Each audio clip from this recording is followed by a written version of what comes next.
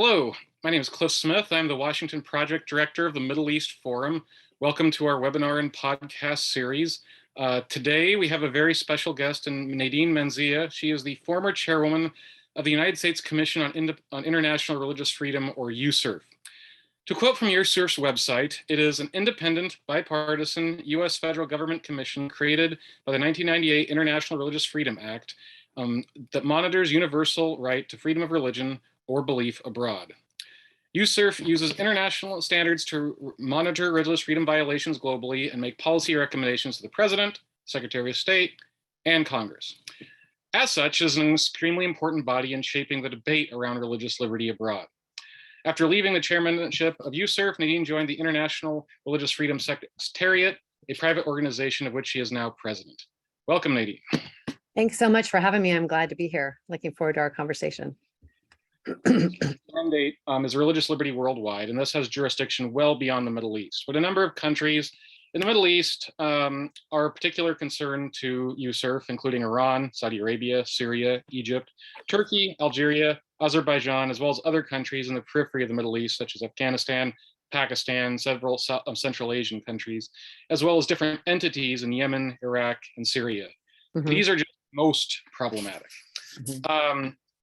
Nadine has traveled to a number of these countries personally and has spoken to people on the ground, in some cases several times. So just before Nadine left office, USCIRF released their 2022 year annual report. So let me start off by asking sort of an open-ended question, given this background. Tell me a little bit more about how USCIRF works and what its role in the Middle East has consisted of during your time. Sure. So the U.S. Commission, as you said, is an independent bipartisan agency. So what makes us really unique is that we assess religious freedom conditions independent of the State Department. And so we put blinders on. We're only looking at religious freedom. We don't consider the bilateral relationship with another country. So when we call out, a country for its abuses on religious freedom, we don't consider if they're an ally or not of the United States. So we're able to be a little bit more clear-eyed in our recommendations. And I think that that's what gives us such a unique point of view. And because of that, it has a certain level of credibility, really around the world, but particularly in the United States with Congress. They use our reports a lot to make help them make some of the decisions when it comes to policy making. There's 9 commissioners, so we're bipartisan, chosen by the president, the Republican and Democratic leaders of the House and the Senate. So you really do have this remarkable bipartisan way of working together. I don't know if there's any place quite like it in the United States, where we have people that are so far on political issues on the other side. Like last commission, for instance, we had a George Soros fellow, and we had someone from the Family Research Council, and they were among the best friends. And on these issues, there really was no daylight between the left and the right when it comes to domestic issues, because we can all agree that people shouldn't be persecuted because of their religious identity or the fact that they have none. And so it does bring a really wonderful environment where we could all work together and try to figure out how we can make recommendations to the U.S. government that will in turn lead to increased religious freedom conditions around the world. Sure. And how is your role in the Middle East? What are the issues that have particularly concerned the Commission on the Middle East during your term? Well, sure. So I was on the commission for 4 years. So it was 2 terms, which is the most that you can serve. And we do see a lot of difficult conditions for religious freedom in the Middle East. So it's always been a unique place because of the different struggles that we've had. And of course, with ISIS committing genocide and causing horrible crimes in addition to displacement, was something that we hadn't seen for such a long time, and it definitely was a focus of the commission. And as we know, the communities that were impacted by ISIS's genocide still haven't recovered.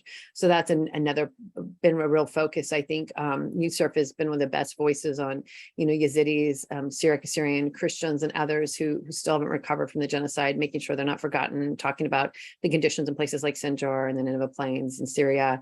That it's easy to look aside at some of the bigger geopolitical issues going on and forget that we still have a responsibility, and the U.S. government should still have policies to support these communities. Yeah. On that topic, adjacent to it anyway, I've, speaking to you personally, I know that you spent months in northeastern Syria under the control of the Mhm. Syrian Democratic Council. That is a group that consists mostly, but not exclusively, of Syria's Kurdish minority. Can you describe this region's importance and what it means for religious liberty in the Middle East? Sure. So it's such an interesting place, and I'd first heard about Northeast Syria because Yusuf had been covering it for years before I joined the commission, and calling out the positive religious freedom conditions there. But we didn't even know the name of the government. I think we called it a Kurdish-led government, and of course that's not true. It's actually a majority Arab now, and as is the SDF. So it's a misleading term that people frame it that way. So I was able to go at kind of the last minute in November 2019 while Turkey was invading for the third time, and it was stunning to just see the conditions, meet with people, and understand what was at stake and what they've done. And I think while most people are familiar with the Syrian Democratic Forces defeating ISIS, most still don't know that while they were defeating ISIS, they were also setting up this self-governance. When I say they were setting up, they were empowering the people to set up self-governance that has created the best religious freedom conditions in the Middle East, and is working just as well in the Arab areas. And I probably have spent at least equal amount of time in those areas, if not more, because that is where there's been so much misinformation that the Kurdish areas are great, and then they're like, making the Arabs, you don't make people in Raqqa run a government. They're running their own government. In fact, I was with a group of women from Raqqa in May, and I said about when ANES, the Autonomous Administration, came and started self-governance, and they're like, no one came. Like, we set up the government. We're the people of Raqqa. It's our government, and it just reframes to remind you that the narrative out there that that this is a Kurdish run, in the sense that the Kurds are calling all the shots, is not at all the case, in the sense that this is local people from all ethnicities and religions that have been interwoven the way that they have set up the government. At every layer of government, you have every ethnicity and religion represented. I've never seen a tapestry quite like this in a government. And so what has happened is it's reframed the way people look at one another. And that is why you have these kind of conditions. And it's also the reason why they have so many enemies, because this kind of freedom is not welcome in the Middle East. Yeah, that leads me to my next question quite nicely, actually. Given this is this small, relatively small region of Syria, what about the rest of Syria? I know in USERF's last report, they noted that the government had done outreach to diaspora Syrian Jews, but that had done much to enforce Bashar al-Assad's Alawite sect over others. And how do you view, can you contrast the two? And do you think Sure. situations in the rest of Syria are likely to improve or get worse on the current trajectory? Right. So the areas that Assad runs, he likes to take pride in protecting the religious minorities, but really they're pawns. They have religious freedom as long as they support him and follow and do what they're asked to do by Assad, and there's no blame to them on that. So I'm not trying to cast them in a negative light. It's very difficult being a minority in these countries, and a lot of them are just wanting to protect their families, but it's not religious freedom. And what we've also seen is President Assad has dismissed the Sunni leader and put in his own, and has really co-opted that religion. In addition, has made it so that Yazidis have to follow Sharia law, and now has put them underneath Islamic law. And so there's all sorts of things that Assad has done to prove that religious freedom is not true religious freedom. And so that is why USERF has continued to call the regime out and to document the different ways that they are violating religious freedom. Yeah. Going from there, we can discuss Turkey a little bit down the road, but Okay. Turkey is on the special watch list, but it also plays an outsized role in Syria, particularly northeast Syria, Right. and the Syrian Democratic Council. Can you explain a little bit about the interaction between those two? Right. So Turkey, has invaded now 3 times and is now governing, freeing Serkani, Talabiyad, in these places where Turkey is. Excuse me, explain who those people are freed. I don't think are people. Who the Syrian Democratic Council, you mean? Yes. Okay, so the way that Syrian Democratic Forces, of course, is the military arm, and so the U.S. government did not want to interact with the actual government, and they didn't until not that long ago. To be honest, this administration, they ignored the government And in some respect, it helped the government to be able to set it, to actually create a government that represented the people. So the autonomous administration in North and East Syria is the government of Northeast Syria, and they are set up in 7 different regions, and they have different layers of government. It's really based on a commune with 100, 120 families, and then several of those put together to make a sub-district and then a district, and it goes up to the region and then to the autonomous administration, and they have elections, and they have co-chairman, a man and a woman for every position. And so the Syrian Democratic Council is the political arm of the Syrian Democratic Forces. So they were really created in a lot of ways to be the go-between with the US government and others to represent the political part of Northeast Syria. And they really are looking more for the whole country, and they'd like to see a federalized Syria in the future. And so you really have this SDF, the SDC, and then the Autonomous Administration, ANES is the acronym for them. And so really, you know, they're all kind of working together. They're the same, but just have different duties. Mm-hmm. And how does Turkey interact with this? I know you said they've invaded multiple times. What is their goal in doing so? Well, they're, you know, their goal really is to destroy the entire government, and that has been clear from day one. And of course, you know, there's no doubt that so many of the leaders came from the PKK, and the PKK had a strong influence in setting up the way that they set up the government. But it is a mistake to say that this is the Northeast Syria is made of PKK members and their goal are the same as the PKK. They are not. It's not run by the PKK. So this is really an excuse, just like, you know, Erdogan says, you know, Sinjar is run by the PKK and in bombs Yazidis there. I mean, it's an excuse for him to continue to clear out areas that he would like to control. And so it's really important that people talk about this so people could understand that what he's doing means. And right now what we're seeing is Turkey, and when I was there in May, had threatened Erdogan to invade again. I know the US and Russia have both pushed him back on another invasion. So instead, I think he's done 75 drone strikes this year, and is really targeting civilians. It's a way of impacting, you know, the morale of the entire region. I think that Save the Children just announced that in this month alone that they documented 13 children were killed and 27 injured just yesterday. A drone attack in a marketplace killed 3 civilians, injured 7, including 2 children. Of course, a lot of us heard about August 18th, where Turkey targeted a UN education center, killing 4 teenage girls while they were playing volleyball, and 11 were injured. So we're seeing this almost daily targeting of civilians. And, you know, targeting civilians is a war crime when Russia does it in Ukraine, is a war crime when Syria does it. I mean, Turkey does it in Syria. And I think it's important for the international community to be really clear that these are illegal actions, and that the international community just can't look away. Mm-hmm. Pivoting to Turkey proper, it's attracted attention in recent years as it was formerly, you know, perhaps a model for a secular Muslim country, Muslim majority country. However, in recent years under President Erdogan, it's taken a much more Islamist theocratic turn. Most publicly was by turning Hagia Sophia, an ancient church that had been preserved in a museum, into a mosque. USCIR's recent report says conditions have remained poor and there's been no improvements. What do you think the future of religious liberty is in Turkey under current leadership? Yeah, it's been very disappointing because there was so much hope that things would go a different way, and it's pretty consistently poor.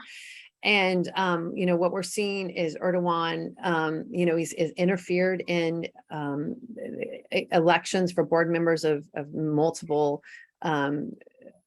Christian denominations in particular, that is illegal. He was saying earlier this year that soon they would be having elections. He'd allow elections for these board members. So really interfering with local religious communities. The police arrested 9 imams for preaching Kurdish last year. And those are just ridiculous interventions, obviously illegal ones that the government is doing based on ethnicity or religion. And also, you know, we're seeing all sorts of religious minorities and anti-Semitism, religious minorities targeted anti-Semitism, language being used by government officials. And so, you know, USCIRF, I should say, and I, of course, authored this report. So I say we, because, we put so much time into it. And obviously we have new commissioners now that are on board that are terrific, that are really making the case for this. I'm glad to stand with them. But, it's the US government really does need to be tracking these. And we hope is interacting directly with Turkey about these concerns that USERF has. Mhm. In addition to countries of particular concern and countries on the watch list, you have entities that are on of particular concern. One that I noticed that the last report of USERF mentioned was the Houthi movement in Yemen. The Houthi movement is a radical Shia movement supported by Iran. It is, can you elaborate on the concern there? And also, I wondered if you have the thoughts on the Trump administration's, frankly, kind of last second terror designation of the Houthis, as well as the Biden administration's then undesignation of them, and kind of what role that all played in fostering or hurting religious liberty. Right. So, I mean, I think it's important to use all the tools the government has to target like the Houthis, for, meeting the threshold where they should be an entity of particular concern, because they have, one of the thresholds you have to have that designation is you have to have a certain amount of land.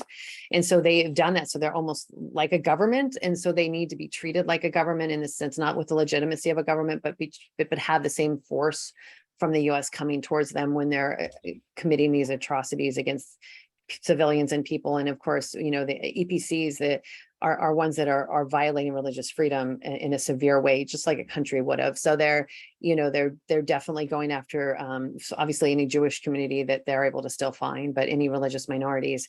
I think in terms of designating them terrorists, my understanding was that they didn't do that because it interfered with humanitarian delivery of humanitarian supplies to the country. So it's hard for me to make a call on if that was the right one to do or not, because I really don't understand what that would have meant in terms of the people on the ground. And I certainly, with all the work I do in Syria, I've seen how hard it is to get humanitarian supplies into the people who are suffering. There's enough money, there's enough people that want to get it into the country, and it's hard to do. So I feel I would like to think that we consider those things when we're making these decisions. And so I'm not quite sure what the right call one was for that, but I do think the US government has a lot of levers that they could push for these EPCs in order to make their lives difficult, whether it be financing, whether it be transportation, sanctions, all the different things they could do to de-incentivize the kind of behavior that we're seeing.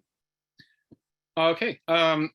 We have a few more minutes. I'll ask a couple more questions and we'll go to audience questions. We already have questions in the hopper, but if you have any others, please go ahead and put them in the Q&A box. One of the more interesting countries to me in the USERF's last report was Egypt. Egypt has the largest Christian population in the Arab world, roughly 10% of their population. Yes, their Christian population remains vulnerable. You praise the Egyptian government for making some strides in recent years, yet listed a number of concerns, including a slowing of the pace of legalizing churches, detentions of some prisoners of conscience, and continued use of so-called reconciliation councils when there's violence between communities, which functionally harms Christians when these kinds of things happen.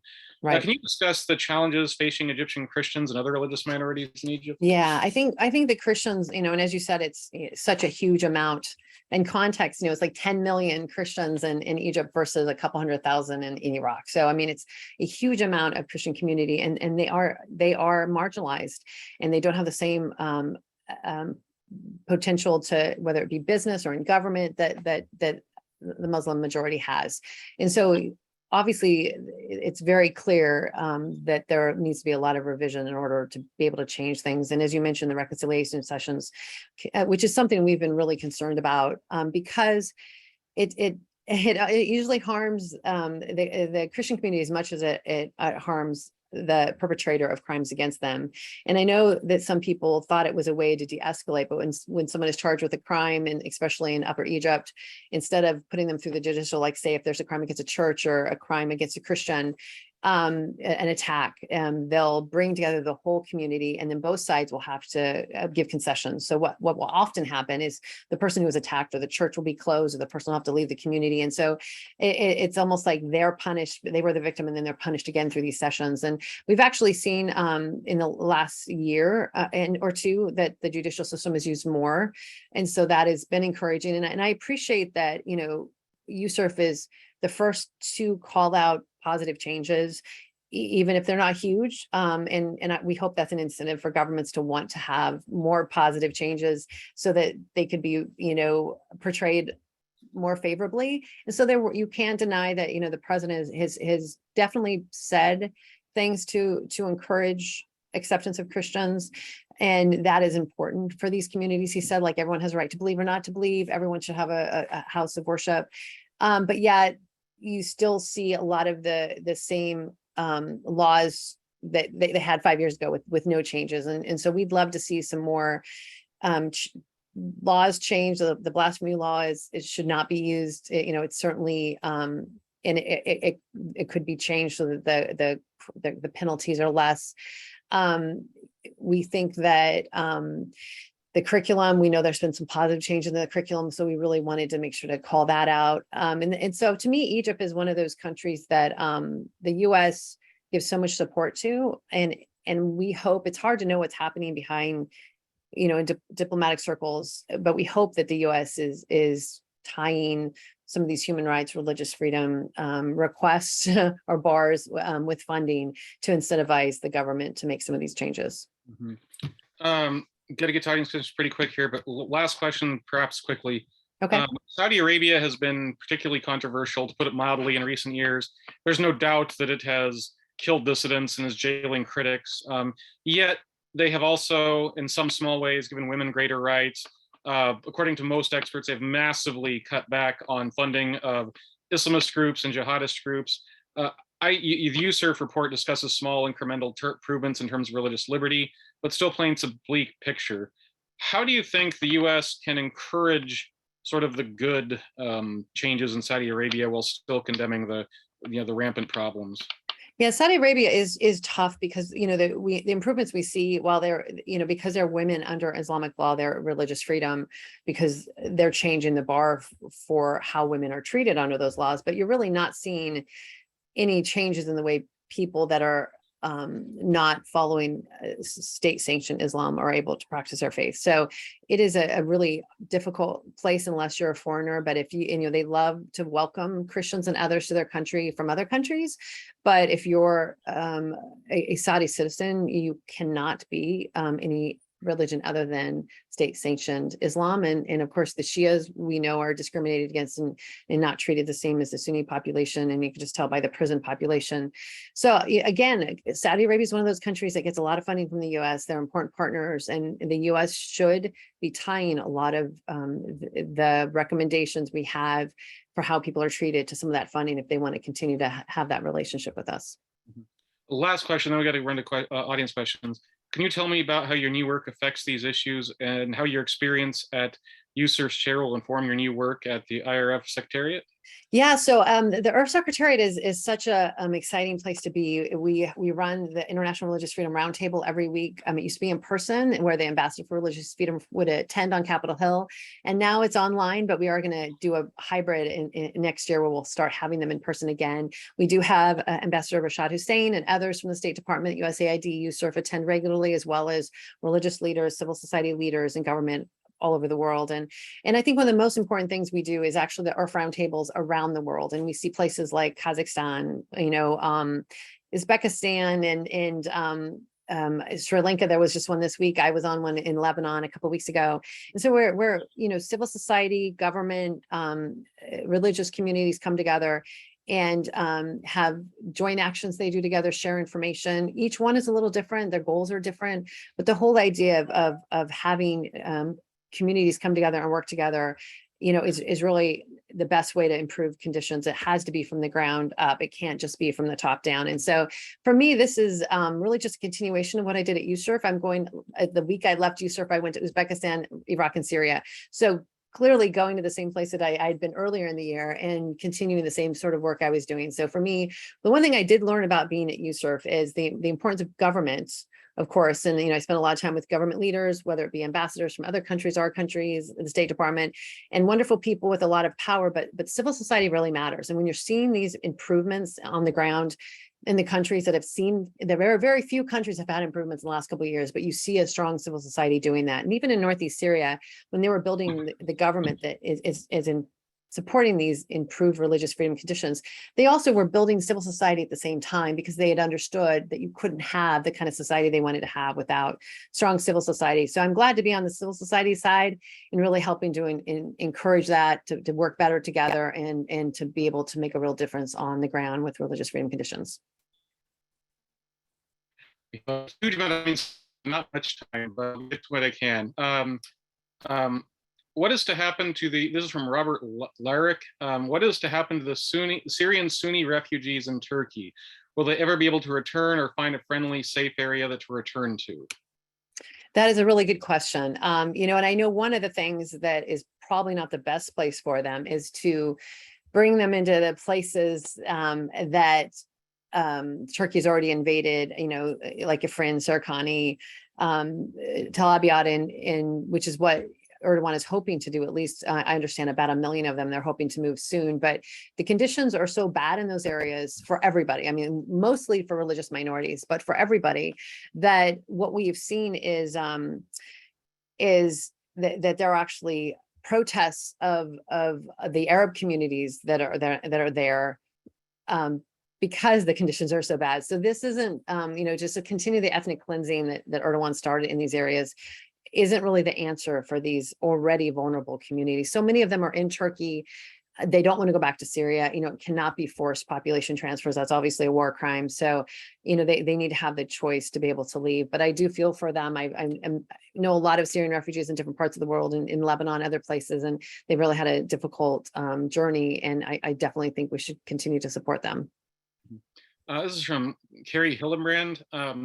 Did the restoration of diplomatic relations between Turkey and Israel come at the price of abandonment of Syrian Kurds, in your view? I'm not sure they're related, other than I think, clearly, Erdogan has been wanting to abandon them for a while. So I really would not tie that together with the Israel, the deal with Israel. Mm-hmm.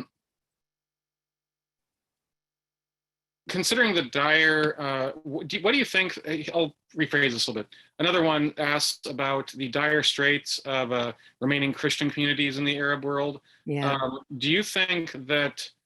Do you think there is too little concern about this in the Western world? And what do you think civil society domestically could do to improve their plight? Yeah, that has been one of the things that's been the heaviest on my heart is, the oldest Christian communities in the world, and how why they're struggling so much to move forward, how little support they're getting, and how much they've been forgotten. And so, I work with one of the organizations called the Shai Fund that has helped about 70 family businesses get started in the Nineveh Plains and in Northeast Syria, Christians and Yazidis, by granting them $5,000, $10,000, $15,000 for business plans, things like paint shops, stationery stores, grocery stores, whatever.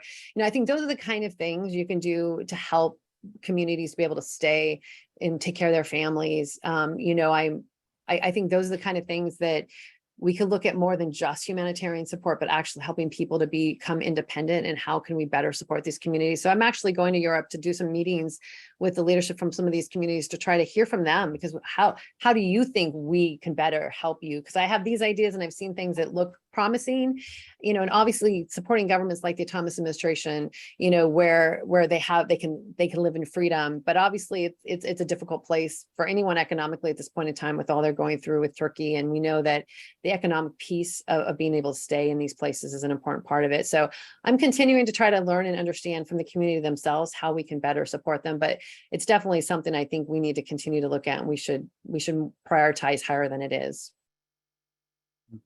Okay, this is from, I can't read the name, it's a email.